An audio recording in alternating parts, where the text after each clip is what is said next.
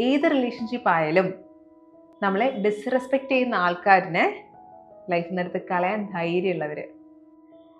I like being around some kind of people. One of my close friends said. ആരാന്നല്ലേ?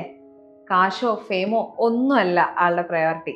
I tell you what she said. Okay, സ്വന്തം ലൈഫിൽ content ആയിട്ടുള്ളവര്, റിലേഷൻഷിപ്പിൽ happy ആയിട്ടുള്ള മനുഷ്യര്. Relationship എന്ന് പറഞ്ഞു കഴിഞ്ഞാൽ girl friend, boy friend, husband and wife അങ്ങനെയൊന്നും അല്ല. സിബ്ലിങ്സ്, അച്ഛനും അമ്മയും, മാമന്മാര്, ആന്റിമാര്, ചെറിയച്ഛനും വല്യമ്മയും, ഇങ്ങനെയുള്ള ആൾക്കാരത്തെ എല്ലാവരത്തും.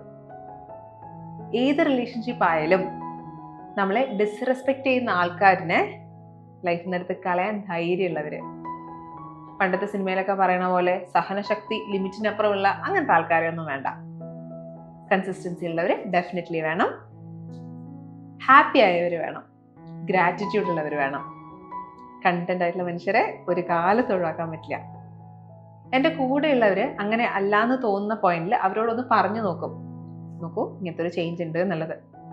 മാറണം എന്ന് ആഗ്രഹമുള്ളവരാണെങ്കിൽ അത് മാറ്റും. അല്ലാത്തവരാണെങ്കിലോ, I'm sorry, I cannot keep you in my life. എനിക്ക് എൻ്റെ സർക്കിൾ റീഅറേഞ്ച് ചെയ്തേ പറ്റുള്ളൂ. ബിക്കോസ് എൻ്റെ ഇൻറ്റിമേറ്റ് സർക്കിള് പ്രീമിയം അല്ല എന്ന് പറഞ്ഞു കഴിഞ്ഞാൽ ഞാൻ എന്നെ സഫർ ചെയ്യണ്ടേ? നല്ല ആൾക്കാർ സഫർ ചെയ്യണ്ടേ? അതിന് സമ്മതിച്ചു കൊടുക്കാൻ പാടുമോ? No way. That's it. എന്ത് നല്ല തോട്ടാണല്ലേ. ഞാൻ കണ്ണു തള്ളിപ്പോയി കേട്ടപ്പോൾ.